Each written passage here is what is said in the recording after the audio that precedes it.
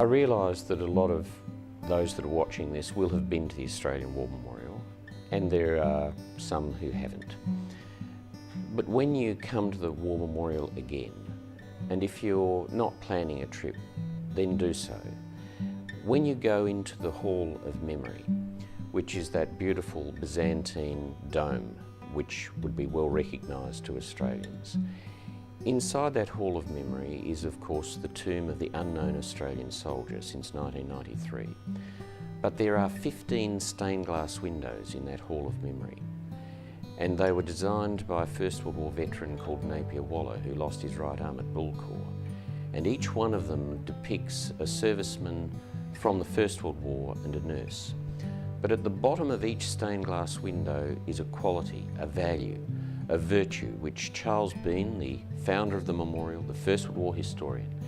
with John Treloar, who'd been at the Gallipoli landing, then as a junior officer of the AIF, and then the army historian, they sought to distill the key qualities, values, virtues that they had seen in these men and women as nurses, which they regarded as being essential not only for victory in battle, but for depth and breadth of character. And we remain true to Charles Bean's vision for the Australian War Memorial, which he enunciated in 1948. Bean, of course, was Australia's official First World War historian and then founded the memorial. And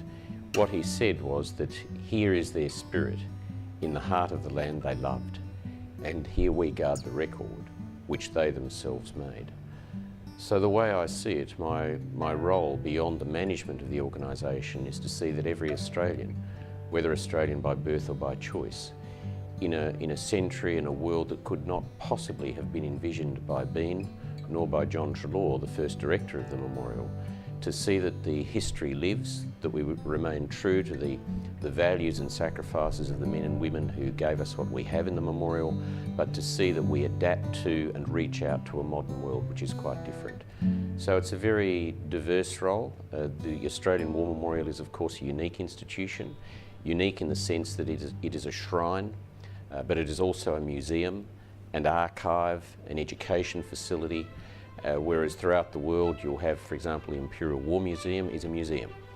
But what our memorial does is combine three essential and critically important functions into one institution. So it's a very diverse, interesting and meaningful role,